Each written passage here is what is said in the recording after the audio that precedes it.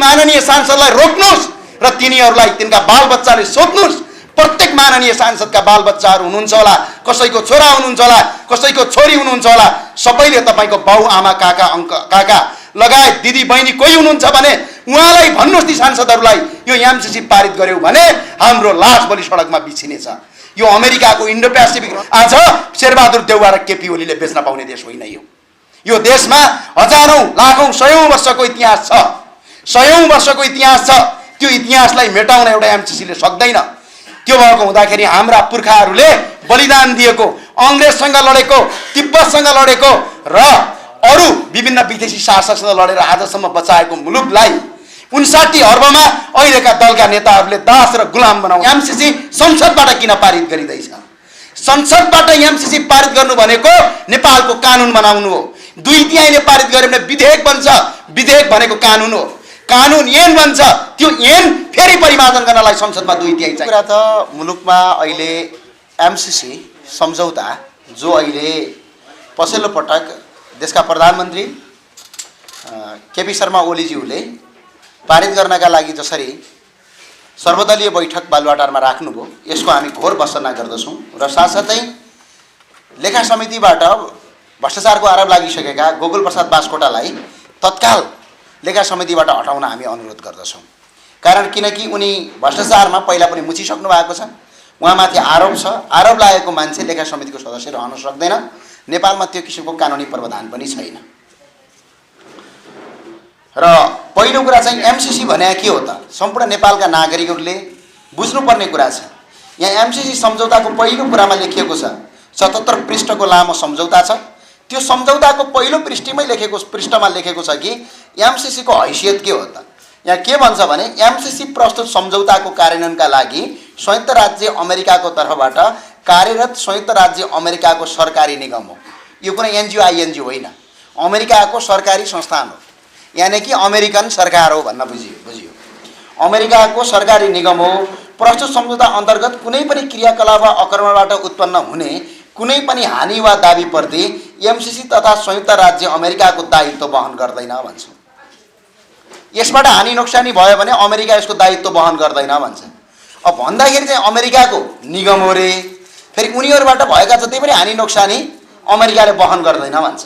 सरकारले एमसीसी वा संयुक्त राज्य सरकार वा एमसीसी वा संयुक्त राज्य सरकारका कुनै वर्तमान वा निवर्तमान अधिकारी वा कर्मचारी विरुद्ध प्रस्तुत सम्झौता अन्तर्गतका क्रियाकलाप वा आक्रमणबाट उत्पन्न हुन सक्ने कुनै पनि हानि नोक्सानी, चोटपटक वा मृत्यु सम्बन्धी कुनै वा सम्पूर्ण दाबीहरू परित्याग गरेको छ भने यसको मतलब के भयो भने कोही अमेरिकनले नेपालमा आएर मान्छे मार्यो, एमसीसीसँग जोडिएको कुनै पनि कर्मचारीले या भूतपूर्व कर्मचारीले यदि कुनै मान्छे मारेर त्यसबाट दुर्घटना भयो भने पछाडि सरकारले त्यस्ता मान्छेलाई कारबाही गर्न सक्ने छैन। ती चाहिँ समाजमा खुला साँडको जसरी घुम्नेछन् भन्ने कुरा यसले बतायो। फेरि अर्को कुरा के भन्छ भने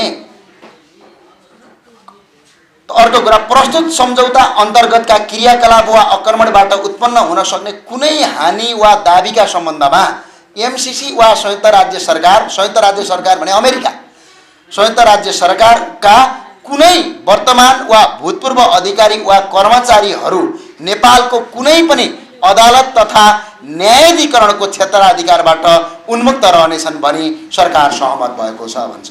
यो सहमति गर्ने मान्छे नेपाली नै हुन सक्दैन। यदि नेपाली हो भने यस्तो किसिमको सम्झौता हुँदैन। उनीहरूले नेपालमा आएर हत्या गरे पनि, हिंसा गरे पनि, बलात्कार गरे पनि उनीहरू नेपालको कानुनी क्षेत्राधिकार भन्दा बाहिर रहनेछन् भनेर यो दफा 6 को 8 मा एमसीसी को हैसियत 77 पृष्ठमा लेखिएको छ। यो के हो? यस्तो किसिमको सम्झौता गरिराखेका छन्। अर्को सम्झौता के छन् भने पहिला यहाँ सुन्नुहोस्। एमसीसी को सम्झौताका बुदाहरू के छ? धारा 3 को दफा 3 को 2 को 6 मा सम्पूर्ण बौद्धिक सम्पत्ति अमेरिकाको पूर्ण अधिकार हुनेछ। पहिलो कमजोरी। दोस्रो कमजोरी धारा 3 को 8 को क को परियोजनाको लेखा परीक्षण अमेरिकन कम्पनीले मात्र गर्न सक्नेछ। त्यस्तै धारा 5 को क र ख को अमेरिकन सरकारले चाहेको बेला जुनसुकै बेला पनि सम्झौता रद्द गर्न सक्नेछ। त्यस्तै गरी धारा 7 को दफा 7 को क मा प्रस्तुत सम्झौता लागू भएपछि प्रस्तुत सम्झौतामा उल्लेखित नेपालको राष्ट्रिय कानुन बाजिएमा प्रस्तुत सम्झौता लागू हुनेछ भनेको छ। यदि एमसीसी सम्झौतामा जुन कुरा लेखियो भोलि हामीले कानुनलाई परिमार्जन गर्नु पर्यो भने यदि नेपालको कानुन बाजियो भने एमसीसी लागू हुने नेपालको कानुन चाहिँ लागू नहुने भनेपछि नेपालको संविधान भन्दा पनि ठुलो भयो, नेपालको मूल कानुन भन्दा ठुलो भयो, नेपालको मुलुकी संहिता ऐन भन्दा पनि यो ठुलो भयो। यसको मतलब एमसीसी यो देशको घातक छ भन्ना कारण यो। त्यस्तै गरेर अर्को कुरा के छ भने यस परियोजनामा नेपाल सरकारको राज्यको कुनै पनि निकायलाई खटाउनु पर्दा एमसीसीको स्वीकृति लिनुपर्ने छ भन्छ। एमसीसी भित्र कुनै असुरक्षा भयो, भर्खरै अस्ति मुस्ताङमा युरेनियम चोरेका छन्, त्यस्ता किसिमका गतिविधिका लागि एमसीसीसँग सम्झौता लिनुपर्ने छ भनेको छ। त्यस्तै अनुसूची 5 को क मा नेपाल सरकारले एमसीसीलाई चित्त बुझ्ने योजना तयार पारी पठाउनु पर्ने छ, उसलाई चित्त बुझ्न पर्यो र त्यस्तो योजना इन्डियाको सरकारको समर्थन गरेको हुनुपर्छ। देश हाम्रो, मुलुक हाम्रो, अनि सम्झौता चाहिँ इन्डियाको मान्नुपर्ने। सार्वभौम सत्ता भने देश यही हो। यो भए हुँदाखेरि एमसीसी यो राष्ट्र घातक छ र यो एमसीसी पहिला कुरा यो देशको हित विपरीत छ। यो एमसीसी लागू गर्नुको मुख्य उद्देश्य भनेको इन्डो पेसिफिक रणनीति नेपालमा लागू गर्नु हो। नेपाली हाम्रा बाजे र बाउबाजे पुर्खा सबै तपाईँ हाम्रा बाउबाजे पुर्खाहरूले अङ्ग्रेजसँग लड्दै लड्दै बचाएको मुलुक आज तपाईँको कति भनेपछि 50 करोड अमेरिकन डलरमा यी दलहरूले बेच्न लागेका छन्, यी दलहरूले बेच्न लागेका छन्। यो कुरा अब एमसीसीमा रकम चाहिँ कति छ भन्ने कुरा होला तपाईलाई। एमसीसीमा रकम चाहिँ कति हो भने अमेरिकन सरकारबाट पहिलो पटक 45 करोड 95 लाख, दोस्रो पटक 4 करोड 5 लाख गरी 50 करोड अमेरिकन डलर, आजको मूल्य अहिलेको मूल्य अनुसार 59 अर्ब 53 करोड 50 लाख रुपैयाँ हो। त्यस्तै नेपाल सरकारले फेरि पैसा हाल्नुपर्छ एमसीसी को खातामा। नेपाल सरकारले अमेरिकन 13 करोड अमेरिकन डलर, अहिलेको मूल्य अनुसार 15 अर्ब 47 करोड 71 लाख रुपैयाँ हाल्नुपर्छ र टोटल एमसीसी को नेपाल सरकार र अमेरिकन सरकारको बजेट गरेर 75 अर्ब 1 करोड 41 लाख रुपैयाँ हुन्छ। तर हामीले सरकारबाट एमसीसी नल्याउँदाखेरि सरकारलाई हामीले आग्रह पनि के गरेका छौँ भने एनसेलबाट हामीले मात्रै मुद्दा जितेको छ, 152 अर्ब बाँकी छ, त्यो पैसा उठायो भने एमसीसी चाहिँदैन। त्यस्तै 4G घोटालाबाट 12 अर्ब छ, त्यसको नाइके गोकुल बास्कोटाले लेखा समितिमा आएका छन्, त्यो बाँकी छ। त्यस्तै ठुला व्यापारीबाट विद्युत महसुल 10 अर्ब बाँकी छ उठाउन। त्यस्तै गरी ठुला करदाताबाट उठ्नुपर्ने रकम करिब तपाईँको 10 अर्बको बराबरमा ठुला करदाताको पनि आज बाँकी छ। त्यस्तै गरी वाइड बडीबाट करिब 5 अर्ब बाँकी छ। त्यस्तै सर्वोच्च अदालतको आदेश र सर्वोच्च अदालतले फैसला गरेको पेनाल्टी स्वरूप करिब 1 अर्ब रुपैयाँ भन्दा बढी पैसा उठ्न बाँकी छ। त्यस्तै महालेखा परीक्षकको बेरुजोबाट फर्चौट गर्नुपर्ने 2046 सालदेखि आजसम्मको रकम 634 अर्ब रुपैयाँ छ। पैसा जहाँ पाए त्यहीँ छ, अत्याधिक ज्यादा छ। यो केका लागि पारित गर्न खोज्दैछन्, यो देश किन बन्धक बनाउन खोज्दैछन् भने यी नेताहरूलाई चुनावी खर्च आउँछ। हामी आग्रह के गर्छौँ भने यो रकम उठाएर एमसीसी को पैसा गर्नुहोस्। नेताहरूले चुनावी खर्चका लागि एमसीसी लागू गर्न सक्दैनन्। यदि भनिरहँदाखेरि मेरो आग्रह चाहिँ के छ भने एमसीसी का प्रत्येक बुदा र प्रत्येक दफाहरू यहाँ सुरक्षित छन्। नेपालको कुनै पनि राजनीतिक दलको नेता, चाहे त्यो नेपाली कांग्रेसका सभापति हुन्, चाहे ती प्रधानमन्त्री केपी ओली हुन् वा उहाँका आसपासै हुन्, सबैलाई हामी खुला चुनौती दिन्छौँ कि नेपालको कुन टेलिभिजन, कुन पत्रकार सम्मेलन, कुन मिडिया कहाँ बहस गर्नुपर्ने हामी तपाईलाई बहस गर्न तयार छौँ। यी बुदा यदि गलत होइनन् भने यस्ता राष्ट्रघाती बुदा लागू गरेर नेपाललाई बन्धक बनाउने, नेपाललाई दास बनाउने, हामी तपाईँ हाम्रा पुर्खाले आर्जेको मुलुक जम्मा 59 अर्बमा बेचिदिने। यो कुरा सम्पूर्ण नेपालका 3 करोड नेपाली नागरिकलाई मेरो आग्रह के छ भने यो मुलुक बच्यो भने हामी बच्छौँ। शिक्षकहरू, पत्रकारहरू, बुद्धिजीवीहरू, सञ्चारकर्मीहरू लगायत उद्योग व्यवसायीहरू, त्यस्तै स्वास्थ्य कर्मीहरू, इन्जिनियरहरू, डाक्टरहरू लगायत आर्मीहरू, प्रहरीहरू, अन्य कुनै स्वतन्त्र युवाहरू, सम्पूर्ण उद्योग व्यवसायीहरू सबै र नेपालका सेलिब्रिटीहरू, फिल्मकर्मीहरू सबैलाई मेरो आग्रह के छ भने तपाईहरू सबैलाई मेरो आग्रह के छ भने एकजुट बन्नुहोस्। एमसीसी भन्ने चीज यदि नेपालमा लागू भयो भने नेपाल भन्ने देश बच्दैन। नेपाल भन्ने देश बचेन भने तपाईँ कहाँको सेलिब्रिटी हुनुहुन्छ, नेपाल भन्ने देश बचेन भने तपाईँ कहाँको डाक्टर हुनुहुन्छ। त्यो भएको हुँदा देश बच्ने यो अभियानमा र यो आन्दोलनमा सहभागी हुन म अनुरोध गर्छु। सरकारलाई प्रेसर पारौँ, विपक्षी दल र सांसदहरूको घर घरमा जाउँ, प्रत्येक निर्वाचन क्षेत्रका सङ्घीय सांसदको घरमा एकपटक पुगेर एमसीसीको बारेमा सोधौँ। तपाईँ पत्रकार साथीहरूलाई पनि आग्रह छ, दलका नेताहरूलाई इन्टरभ्यू लिएर सुरु गर्नुहोस्। एमसीसी के कारणले गर्दा तपाईँले ठिक मान्नुभयो? आज कोही दल र कोही दलका ठुला पार्टीका नेताहरूले, तिनका सभापतिहरू, तिनका पार्टीका अध्यक्षहरूले घुस लिएर एमसीसी राष्ट्रघाती पारित गर्दैमा तलका सांसदहरूले ओके भन्ने, यो परम्परा लोकतान्त्रिक हुनै सक्दैन। र अर्को कुरा के छ भने, मेरो आग्रह के छ भने दलका नेताहरूलाई, विभिन्न एमसीसीका विरुद्धमा उठेका दलहरूलाई अब एकजुट हुने बेला आएको छ, एकजुट बन्नुहोस्। र अर्का दलका नेताहरूलाई पनि आग्रह के छ भने, यो मुलुक बच्यो भने पो तपाईँको पार्टी बच्छ, यदि यो मुलुक बचेन भने तपाईँको पार्टी बच्दैन। यी कुराहरू सबै गरिरहँदाखेरि एमसीसीको कुरामा धेरैले भन्ने गरे, एमसीसी के भनेपछि कहाँ अन्य देश जस्तो हो र?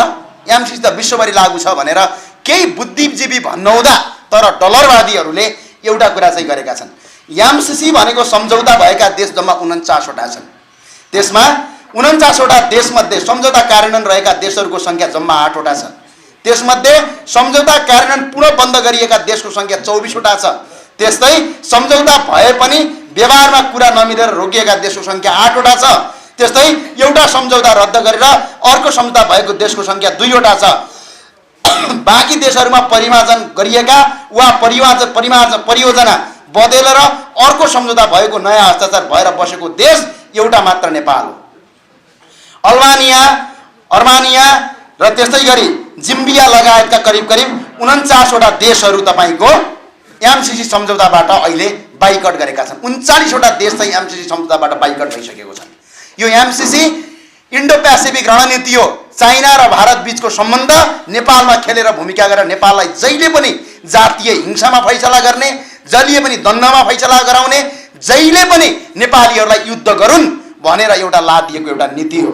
एउटा कुरो तपाईँलाई भन्छु म, नेपालको कानुनै लागू नहुने भनेको छ, नेपालको कानुनी क्षेत्राधिकारबाट बाहिर रहने भनेको छ।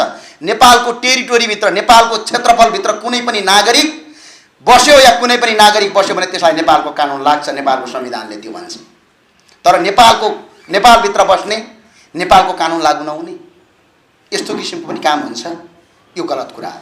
अर्को कुनै पनि एमसीसीसँग आबद्ध भएका कुनै पनि कर्मचारी या त्यसका भूतपूर्व कर्मचारीहरूले कुनै पनि गलत काम गरे भने नेपालको कानुनी क्षेत्राधिकार नरहने भनेर छ।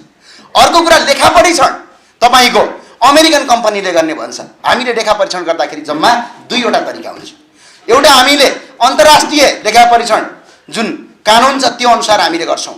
एउटा अर्को नेपालको लेखा परीक्षण एक्ट हुन्छ, अर्थात् नेपालको एकाउन्टिङ स्ट्यान्डर्ड हुन्छ, त्यो अनुसार हामीले गर्ने हो। र त्योभन्दा अन्त काहीँ पनि हुँदैन।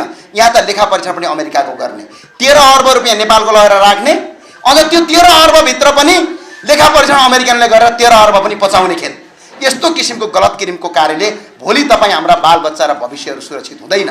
म सम्पूर्ण नेतावर्गलाई आग्रह गर्छु, तपाईँले त एमसीसी पारित गरेर जानुहोला, तर तपाईँका छोराछोरी भोलि कहाँ बस्छन्? यही मुलुकमा जब अमेरिकाले जब रणनीति खेल्यो भने, जब अमेरिकाले नेपालमा जसरी लिबिया बनायो, जसरी तहस नहस बनायो विश्वका धेरै मुलुकहरू, त्यस्तो हालत यदि नेपालमा गऱ्यो भने यसको जिम्मा कसले लिने? भोलि तपाईँका बालबच्चाका लासहरू सडकको किनारामा भेटियो भने के गर्ने? किन नेपाललाई यति अनुदायी भएर तपाईँको अमेरिकाले 50 करोड डलर दिँदैछ त? त्यतिकै फ्रीमा दिँदै छैन।